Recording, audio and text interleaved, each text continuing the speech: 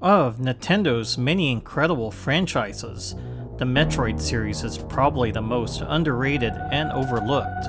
Even I'm responsible for not giving Samus and her alien blasting adventures the credit they deserve, but it's time for that to change.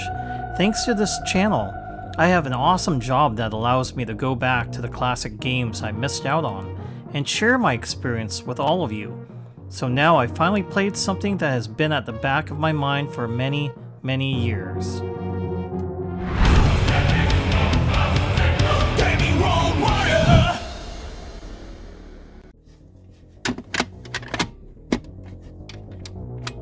Aloha, Mike, the Gaming Road Warrior here. Today, before making this video, my experience with Super Metroid was limited to a few minutes, playing it at a store kiosk as a teenager. That was quite some time ago, but it must have left that good of an impression on me at the time. I picked up Final Fantasy III for the Super Nintendo over Super Metroid for my birthday that year. I know, that's still a pretty awesome pick for a game, but Super Metroid has been haunting me for decades. I eventually picked it up as an adult many years later, but it just sat on my shelf up until a few weeks ago, just like Chrono Trigger. I've always known Super Metroid's an awesome game, but I wanted to experience it for myself. これがメトロイド。まだ幼虫だ。しかしこのエネルギーは人類の役に立つかもしれん。あ、ヘビーメトロイドが奪われる。緊急指令。スペースハンターサムス・アラン。さらわれたベビーメトロイドを奪い返す。スーパーファミコンソフトスーパーメトロイドとてつもない地下要塞が待ち受けている。 Before Nintendo came out with Super Metroid, we wanted to make sure it was the most intense Metroid battle ever. So we thought we'd see how Killer here would fare against it. Ready, boys? That's 24 megs worth of weapons, worlds, and weirdos old Killer's up against. Nintendo's biggest game ever. He's a big boy. He can handle it. Well, let's see how he did.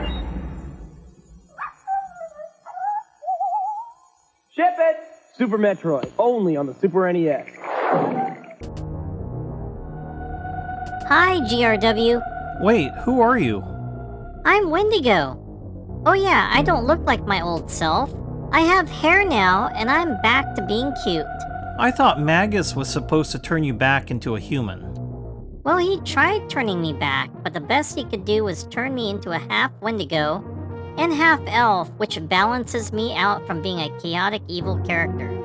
Now I'm a neutral good character, and I like eating taco salads and drinking Mountain Dew. I enjoy playing games now, unlike before where I ate games. I love playing AT for the Atari 2600, Action 52 for the NES, and my other favorite game, Dark Castle for the Sega Genesis. Okay, you're more than welcome to stay since you aren't an evil character anymore. Wait, is King Boo here? I just don't want him eating me. Oh, he's on vacation visiting the Mushroom Kingdom. Thanks, GRW. Also, sorry for interrupting your documentary video, and I'm willing to help you out on your videos from now on. So now, all these years later, I've finally played through one of the most classic Metroid installments. Let's find out how Super Metroid came to be, and it holds up in 2024. The writer/director of several games in the Metroid series, Yoshio Sakamoto, said in an interview, "We wanted to wait until a true action game was needed, and also to set the stage for the reappearance of Samus Aran." For reference, Metroid 1 was released in 1986 and Metroid 2 in 1991. In that same 5-year period, Zelda got 3 games and Mario got 5. As you can see, Metroid has always been lower on Nintendo's list of priorities, probably due to the series not being as popular as its big hitters. It's just always been overshadowed. Because of that, it allegedly took Nintendo more than 6 months to approve the project's development, and another 2 years for the 15-person dev team at Nintendo R&D 1 to complete it. The project was in good hands though, because the creator of the Game & Watch and designer of the original Game Boy, Gunpei Yokoi, oversaw the dev team, Intelligent Systems co-developed Super Metroid just as they have for a number of Nintendo's greatest hits, lending their game development expertise. The Super Metroid team needed all the help they could get, because they were developing the game for the Super Nintendo, a console that was very different from the NES they were used to. Some members of the game's development have even said that the entire first year of dev time was a learning period, where they got used to the ins and outs of the Super Nintendo hardware. But hey, you can't really argue with the results. By the time the game was ready for its Japanese launch on March 19th, 1994, the full game took up an entire 24 megabit SNES cartridge. That made it the largest SNES game ever released back then, but a 24 megabit card is only 3 megabytes in storage size? Now look how big games are. It would take 78,333 24 megabit SNES cartridges to store Call of Duty's 235 gigabyte install size today. When Super Metroid became available worldwide, it received great critical acclaim. It was the highest ranking game on game rankings for a while, and many people have even called Super Metroid one of the greatest games of all time. However, that didn't necessarily translate to the sales for the game. It was only the 9th best-selling game of 1994 in Japan with 531,000 copies sold. It had only sold marginally better in the US. Despite revolutionizing 2D gaming forever and being hailed as one of the greatest games of all time, Super Metroid still wasn't able to stack up to Mario, Zelda, or even Donkey Kong.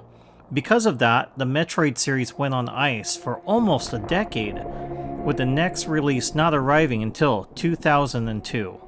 I was part of the problem back then, but let's take a look at Super Metroid now to see what I and everyone else who didn't buy it was missing back in 1994. If you haven't played Metroid 1 and 2 before playing Super Metroid, it does its best to get you up to speed. An awesome intro sequence goes over how Samus fought Metroids on planet Zebes, and defeated the space pirate leader, Mother Brain, in Metroid 1, and then took the fight to the Metroid's home planet on SR-388 in Metroid 2 for the Game Boy, before taking a Metroid hatchling to the Galactic Research Station, Ceres. This is where Super Metroid, also known as Metroid 3, picks up, immediately after the events of Metroid 2. Thinking her job was finished, Samus left the Ceres space colony and headed out for new adventures. But before she got very far, Ceres began emitting a distress signal and she rushed back to help.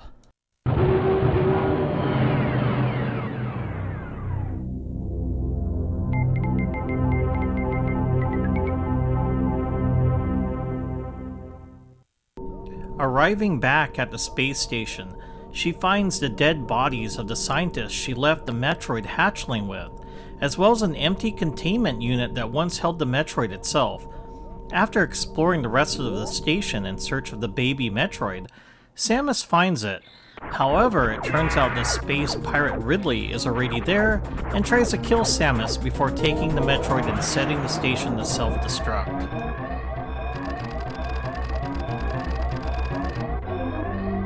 Samus only has 60 seconds to escape back to her ship, and as the station is destroyed behind her, she sets out to the planet Zebes once more to ruin Ridley's day the way he just ruined hers.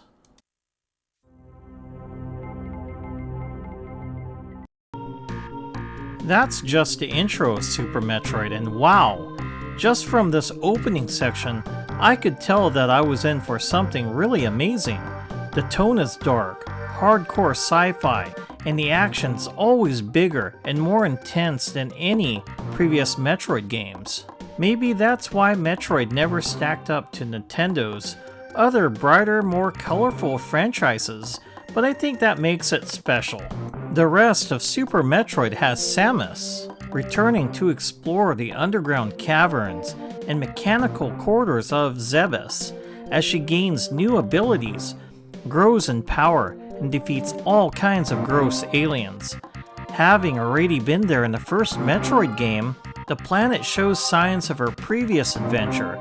Some familiar places are exactly the same, just aged and damaged, to show how much time has passed. I thought this was really cool visual storytelling. Super Metroid has 4 major bosses to defeat before you can get to the objective.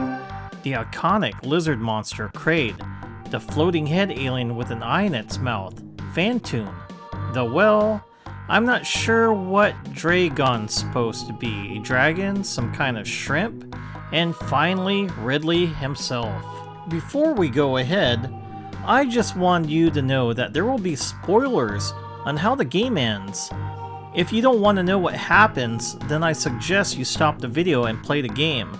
Otherwise, let's continue. After tackling these, Samus can enter the space pirate headquarters called Torian, where she makes a disturbing discovery: failed Metroid clones called Mocktroids. More Metroids is obviously a bad thing, so Samus keeps going to put a stop to this madness. Along the way, she runs into a brand new Metroid hatchlings, and then a mega-sized Metroid. That giant Metroid steals all but one of Samus's energy containers, but it stops once it recognizes Samus. This giant Metroid is the Metroid hatchling from the beginning of the game. The giant Metroid stops just short of killing Samus, giving her time to restore her health and face off against Mother Brain once more. The bombastic boss fight that follows has 2 stages. The first is similar to the final fight in Metroid 1, while the second sees Mother Brain attaching to a gross-looking biomechanical monstrosity to fight Samus. It looks kinda like an alien T-Rex for some reason.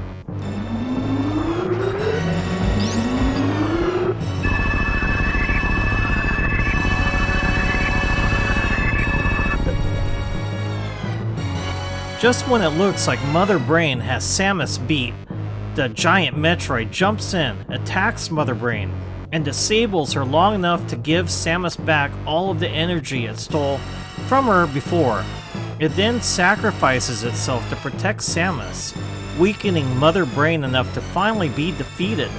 This part right here, where the giant Metroid dies, really hit home for me, since it felt like Samus had an attachment to the giant Metroid when it was a baby.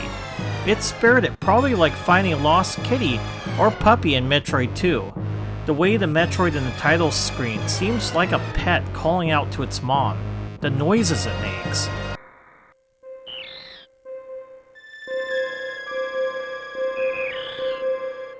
These things help me with wanting to go all the way through and see it to the end, and making it personal to eradicate Mother Brain with extreme prejudice. It was so satisfying to finally beat this boss, but now we have another obstacle in our way.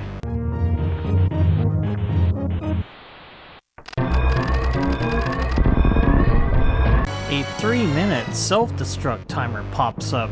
Samus rushes to escape, and planet Zebes is obliterated.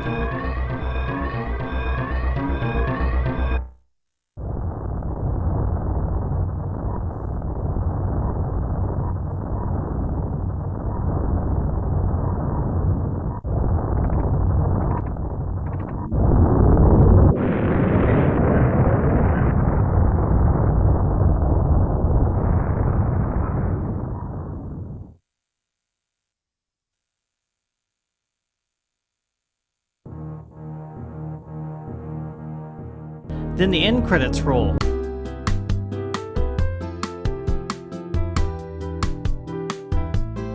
Okay, prior to that I did rescue the Itokuns and the Dakura by blasting a wall for them to escape. That was cool seeing the flash of light indicating that they escaped from the planet. Another nice touch is that it's canon and they are alive in Metroid Fusion. Super Metroid definitely delivers on its promise of its opening. It is completely cinematic and action-packed all the way to the end credits. But that's not what made it a revolutionary game. Super Metroid was a game that established much of the Metroid formula. The series would later follow. It was the first game to feature a map system to help player navigation. It was the first to introduce save rooms. Samus has a run button for the first time, and so much more. The power of the Super Nintendo allowed Super Metroid to be far bigger and more detailed than previous games, creating an incredible, immersive, and engaging experience. On top of all that, gameplay improvements like being able to shoot on diagonals, turning abilities on and off, crouch aiming, and the moonwalk. You can do it to shoot while walking backward, give you a ton of tactical options when fighting the dangers of planet Zebes. In case it wasn't clear, I really enjoyed Super Metroid. The floaty movement felt a little unusual to me, but I did have to use a guide to get through some portions. But I had a great time playing this all the way to the end. I don't regret picking Final Fantasy III over it all those years ago, but I'm glad to say I have finally experienced Super Metroid. So if you take anything away from this video, let it be that it's never too late to play a game you missed out on. You might just find a new favorite. Wow, lots of gross stuff in the fridge. Tossed out all the energy drinks that had Space Pirate in it, like it's life force. Who drinks that? Certainly not you, Slushy or GRW and his family.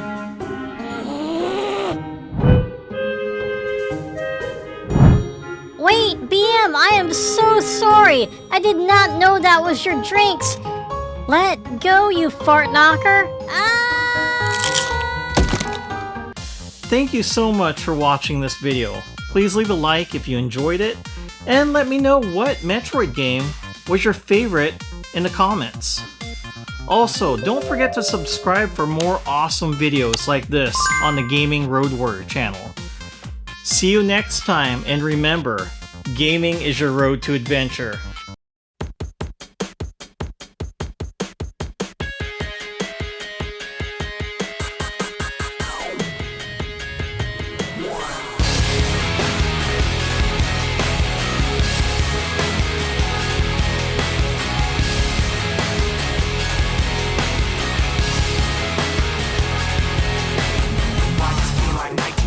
Something in here's not right today. Why am I so uptight today? Paranoia is all I got left. I don't know what stressed me first, how the pressure was fed, but I know just what it feels like to have a voice in the back of my head, like a face that I hold inside, face that awakes when I close my eyes, face that I watch every time I lie, face that laughs every time I fall.